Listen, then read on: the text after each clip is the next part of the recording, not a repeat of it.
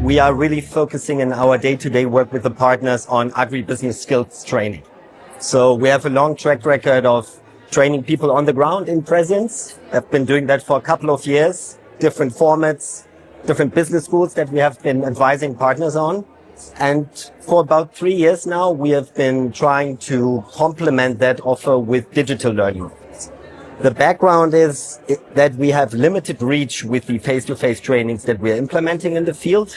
And we are trying to speak to a new generation of agripreneurs, especially youth, especially young professionals coming out of the university space that are looking for new attractive learning formats. What is an agribusiness skill? Well, that's the ability to commercialize, to professionalize your own business. You see a lot of still early stage subsistence focused businesses are struggling to grow, to find the right partners, to find the right techniques when it comes, for example, to climate smart technologies, adapting to challenges on the ground.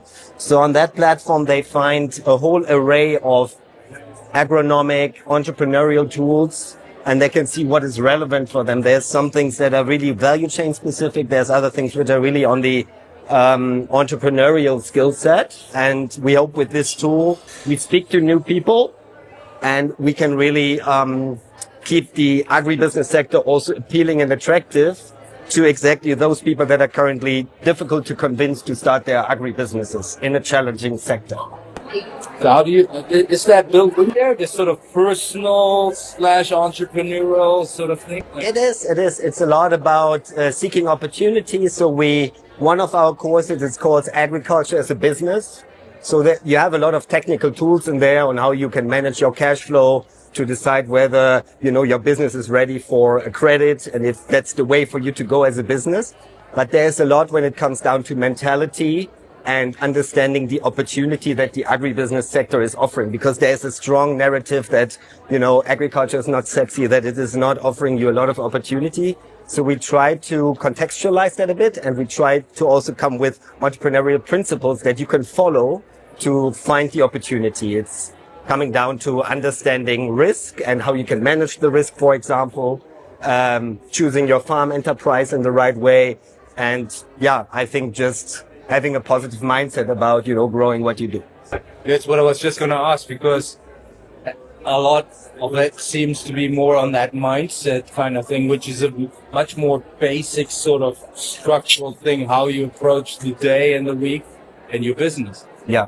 And that would bear the question for me, how do you go from training more towards coaching, essentially, eh? Because for mindset change, you probably need more of a typical coaching approach, which is, I know it's used quite interchangeably, training and coaching, but if you take it seriously, it's a different thing. I fully agree.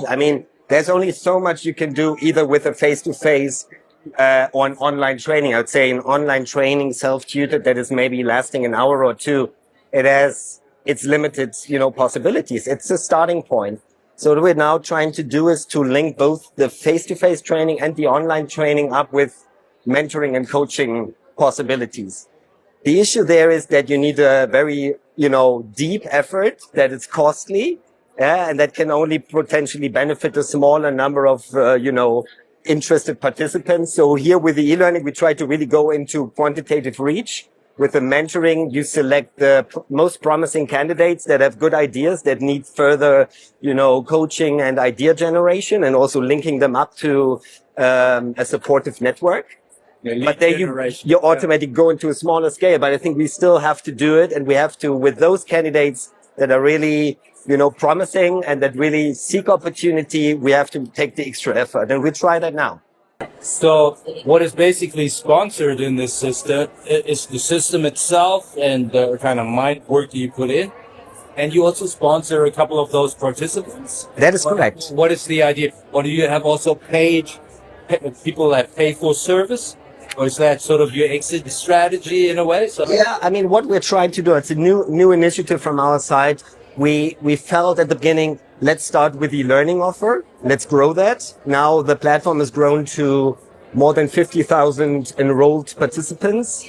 And now what we'll do in the coming months is we start a competition for viable business project ideas. So we're seeking for climate resilient business pitches that they can submit to us through the platform.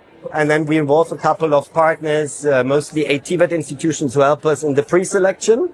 And then we bring it down to, as I said, a manageable number because you can only do so much. And we hope then that we will end up with around 200-300 viable business project ideas that we will bring into a mentoring process. And then out of these mentored projects, you will hopefully find some that qualify for funding from commercial partners, from microfinance institutions. And then with the others who are still early stage, we want to incentivize them by offering small grants. But here we're just talking about a few $1,000s, but that would be startup capital for them to get to a more mature stage at a later process level. So what is your take on, we quite often speak about innovation and in a way any business needs to find, doesn't have to be innovative necessarily. I mean, if there's no baker in town and you bake bread, then you don't need to be innovative, but usually you need to find at least a niche or something.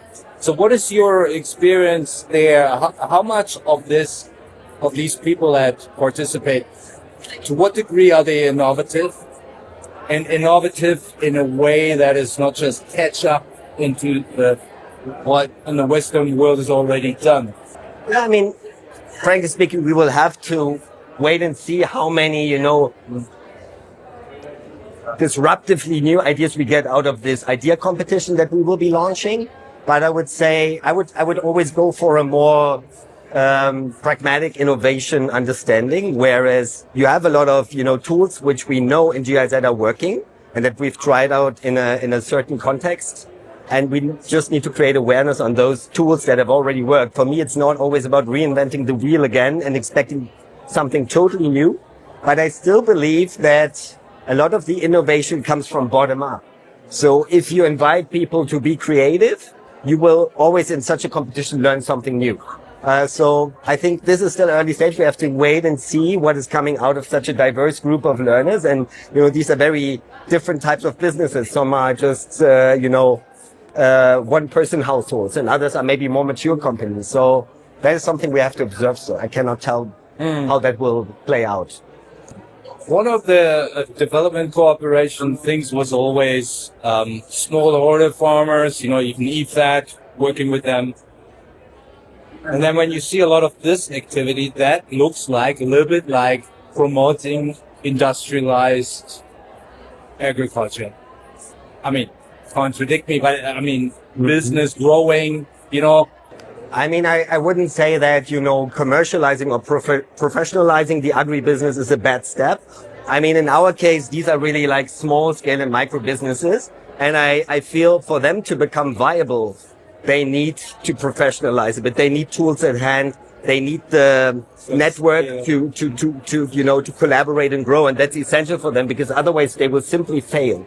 So we've had a input later on here in the plenary where someone said out of all these agribusinesses that trying or people that try to go into agriculture, only 25 are ending up having viable, businesses that are thriving. And I think it comes down to finding those and then offering something in return for those that are still struggling. But, in our case, it's not the big industrial companies, but I think it's more like MSMEs that are then, driving employment in the local communities. So I think giving them a little bit of a push to grow and to become more sizable and to start to employ people in the local communities, that's how you can offer opportunities to youth, because not everyone will be, his or her own entrepreneur, but you need some, growing business that can accommodate others and then also generate opportunities for a broader range of people.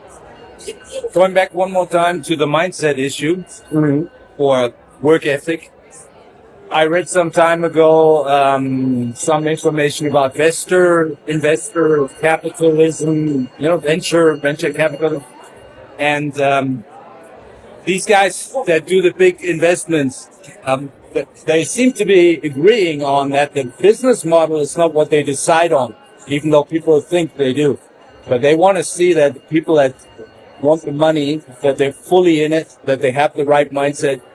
That's for them the most critical point to make a decision whether they give somebody money. Yeah. It's not so much as everybody thinks the model, the idea that they come up with. So I would be interested, because we talked about mindset already, I would be interested in how far are you looking at the personalities when you're choosing who to promote more? I think that comes in the second step for us. I think we have to, with looking at this large, number of potential candidates that we're dealing with on an e-learning platform and their business pitches. I think we have to pre-select, and that comes with, in our case, the business model canvas. So that is a framework where they present in basic terms their business idea. And I think looking at that canvas and how they prepare different dimensions of it, looking at the market opportunities, the investment pieces that they will look at, the customer segments that they identify, you can already sense if that is well thought through and if they have in that thinking an entrepreneurial mindset. And then I think in the second stage, when they go into the mentoring stage with us, that's when you can really get to know them on a more, individual level. I think that needs to happen also in a face-to-face setting.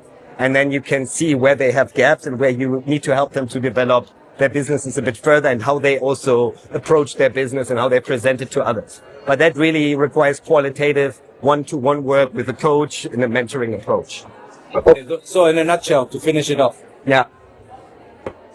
Vision for the future. What's the advice where things should be moving, and where do you see it in 10 years? I think I want to bring it to the point to how we in GIZ promote agribusiness skills. And we've quite successfully been doing a lot of in-presence training in the past. And I think looking at the opportunity with Atingi being now the central e-learning platform of the German Development Corporation, scaling that up, complementing face-to-face training with digital opportunities, and on the digital platform, using that also as an opportunity hub. It's not just a place for digital training, but it's more like a space where we can build communities in a platform approach, and we can identify promising, businesses that are looking for opportunity, and we can use it to matchmake them so that they can thrive and grow.